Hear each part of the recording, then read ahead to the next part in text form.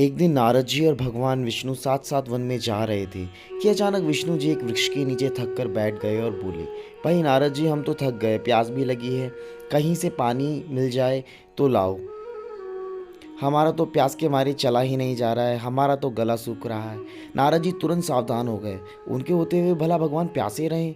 वे बोले, भगवान अभी लाया, आप थोड़ी देर प्रतीक्षा करें। नारद जी एक और दौड़ लिए। उनके जाते ही भगवान मुस्कुराए और अपनी माया को नारद जी को सत्य के मार्ग पर लाने का आदेश दिया। माया शुरू हो गई। नारद जी थोड़ी दूर ही गए होंगे कि एक गांव दिखाई पड़ा, जिसके बाहर कुएं पर कुछ युवा स्त्रियां पानी भर रही थी।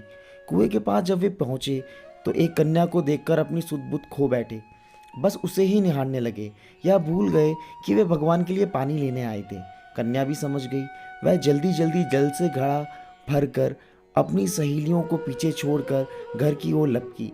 नारद जी भी उसके पीछे हो लिए।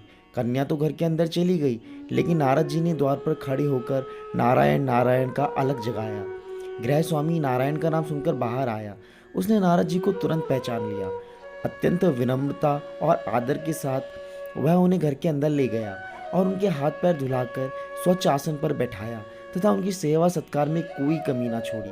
तब शांति के साथ उनके आगमन से अपने को धन्य बताते हुए अपने योग्य सेवा के लिए आग्रह किया। नारद जी बोले, आपके घर में जो आपकी कन्या जल का घड़ा लेकर अभी अभी आई है, मैं उससे विवाह करना चाहता हूँ। गृह स्वामी एकदम चकित रह गया, लेकिन उसे प्रसन्नता भी हुई कि मेरी कन्या का एक ऐसे महान योगी तथा संत के पास जाएगी। उसने स्वीकृति प्रदान कर दी और नारद जी को अपने घर में ही रख लिया।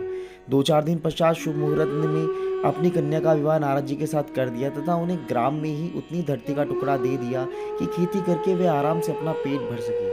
अब नारद जी की वीणा एक खूंटी पर टंगी रहती, जिसकी ओर उनका ध्यान बहुत कम जाता। अपनी पत्नी के आगे नारायण को वे भूल गए। दिन भर खेती में लगे रहते, कभी हल चलाते, कभी पानी देते, कभी बीज बोते, कभी निराई गुड़ाई करते। जैसे जैसे पौधे बढ़ते, उनकी प्रसन्नता का पारावार न रहता। फसलें हर वर्ष पकती कटती, अनाज से उनके कटोरे कोठरे भर जाते। नारद जी की गृहस्थी भी बढ़ती गई। 3-4 लड़के लड़कियां भी हो गए। अब नारद जी को एक क्षण की भी फुर्सत न थी। वे हर समय उनके पालन पोषण तथा पढ़ाई लिखाई में लगे रहते अथवा खेती में काम करते। अचानक एक बार वर्षा के दिनों में तेज बारिश हुई। कई दिनों तक बंद होने का नाम ही नहीं लिया। बादलों की गरज और बिजली की कड़क ने सबके हृदय में भय उत्पन्न कर दिया। मूसलाधार वर्षा ने ग्राम के पास बहने वाली नदी में बाढ़ की स्थिति पैदा कर दी।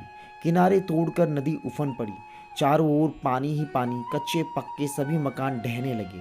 घर का सामान बह गया, पशु भी डूब गए, अनेक व्यक्ति मर गए। लेकिन क्या हो सकता था? नारद जी ने भी अपनी पोटली बांधी और घर से निकल पड़े किसी सुरक्षित जगह की ओर। रास्ते में गठरी भी बह गई और बच्चे भी बह गए।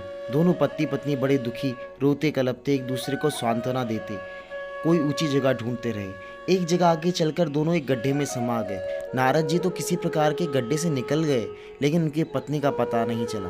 बहुत देर तक नारद जी उसे इधर उधर दूर दूर तक ढूंढते रहे, लेकिन व्यर्थ। रोते रोते उनका बुरा हाल था।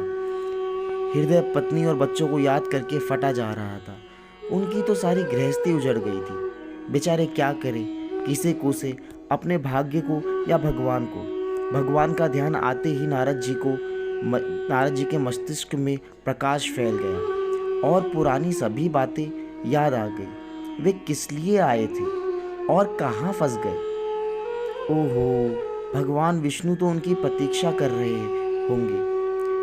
वे तो उनके लिए जल लेने आए थे और यहाँ गृहस्थी बसाकर बैठ गए। वर्षों बीत गए गृहस्थी को बसाने में और फिर सब नष्ट हो गया। क्या भगवान अब भी मेरी प्रतीक्षा में उसी वृक्ष के नीचे बैठे होंगे? यह सोचते ही बाढ़ नदारद हो गई। गांव भी अंतर्धान हो गया। वे तो घने वन में खड़े थे। नारद जी पछताते और शर्माते हुए दौड़े। देखा, कुछ ही दूर पर उसी वृक्ष के नीचे भगवान लेटे हैं। नारद जी को देखते ही वे उठ बैठे और बोले, अरे भाई नारद, कहाँ चले गए थे? बड़ी देर लगा दी, पानी लाए या नहीं? नारद जी भगवान के चरण पकड़कर बैठ गए। और लगे आंसू बहाने। उनके मुंह से एक बोल भी न फटा। भगवान मुस्कुराए और बोले, तुम अभी तो गए थे, कुछ अधिक देर थोड़ी ही हुई है।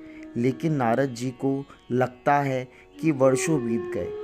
अब उनकी समझ में आया कि सब भगवान की माया है, जो उनके अभिमान को चूर चूर करने के लिए पैदा हुई थी। उन्हें बड़ा घमंड था कि उनसे बढ़कर त्रिलोक में दूसरा कोई भक्त नहीं है। जरा सी देर में ढेर हो गया। वे पुनः सरलता और विनय के साथ भगवान के गुण गाने लगे। जय श्री हरि।